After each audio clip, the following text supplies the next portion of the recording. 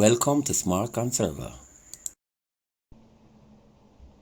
Conservation is a very wide topic and it entails a lot of things. Part of conservation is maintaining whatever you practice. Keep it up, just keep it up. Now, today we're going to look on conservation in terms of maintenance, and that is to the front garden.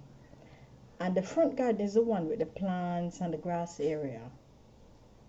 Now, it's summer, so you can't do what you would normally do to the garden area as if you're in the spring season.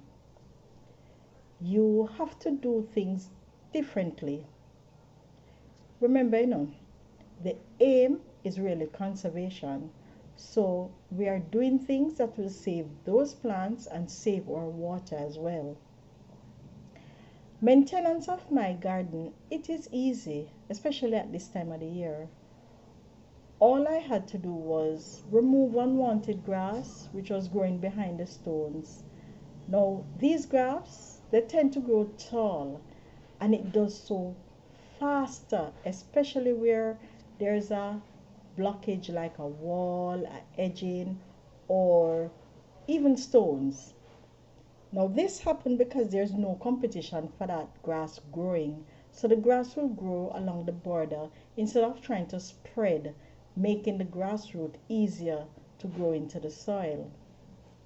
The grass that grew along the wall was easier to be removed.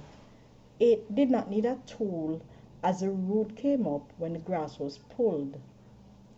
The grass along the border was matted and it had to be cut using two tools. That was the shrub shear. This is a rechargeable shear, and the pruning shear. It operated like a scissors. That section would not have been so matted if I did not get a little rain. And while we got the rain, that little rain, it was enjoyed by the grass. Now, to maintain that grassy area within the summer, it doesn't require a lot like I tell you. So let me tell you how I maintain my area like that during this summer season. First, what you need to do is you need to know when to mow your grass area.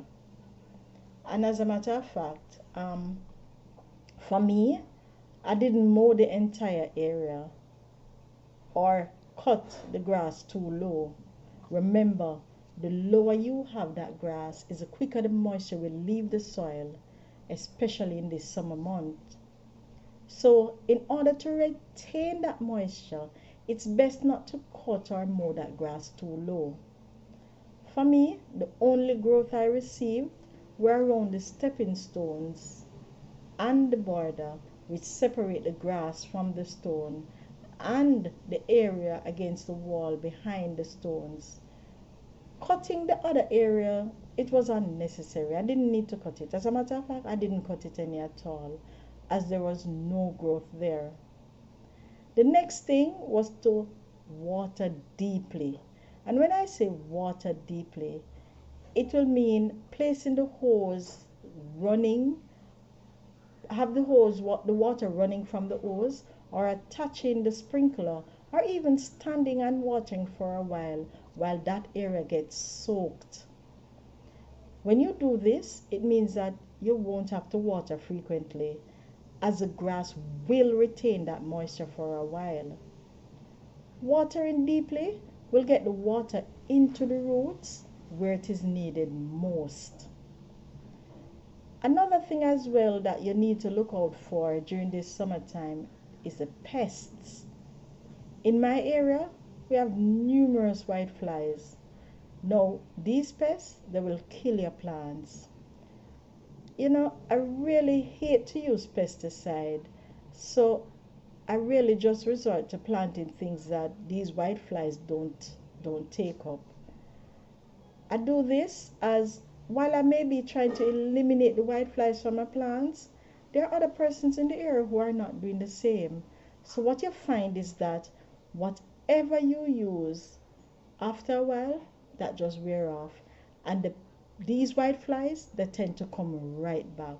Just imagine how frustrating that will be. So you see why I can't take the troubles? I don't bother with it. Another thing is that is recommended during the summer is to clean up after your dogs.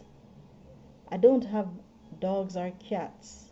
However, these pets will find their way on your grass.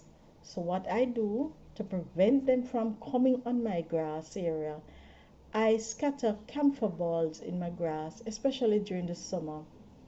You know, it is really frustrating and hard to be cleaning up after animals that you don't own. I have to find a solution, and so far, the camphor balls have been working greatly.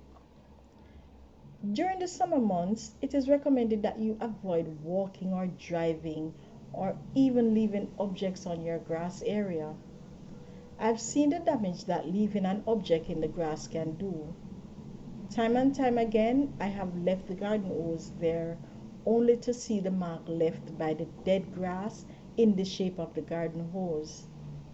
Please, don't destroy your grass area by leaving objects in the grass during these summer months.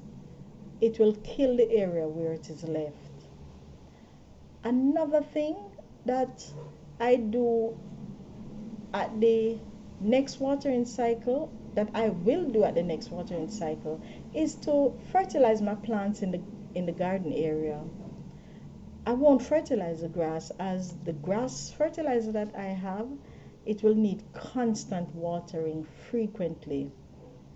I really can't afford to water frequently now.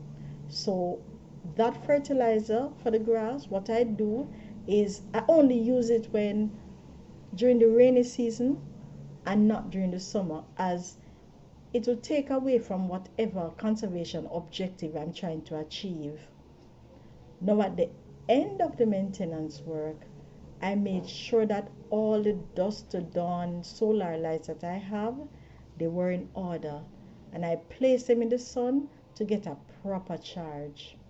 Remember, the final beauty will be when you sit outside and really admire the beauty of a well-maintained grass area, nicely lit with lights that you are really not paying for. You know, summer maintenance, it can be done and done with conservation in mind. And you can enjoy it too. Look at the area in the night. Just imagine just sitting there, taking in that cool breeze that is coming in, and just looking in your grass area that is well maintained and nicely lit. You will enjoy it. So the next time you have some work to be done, especially in your garden area during the summer, take precaution and follow the tips that I just gave. You'll see that it really works for you and you'll enjoy it. I promise you. You have come to the end of another series. Join us next time for more ways to conserve.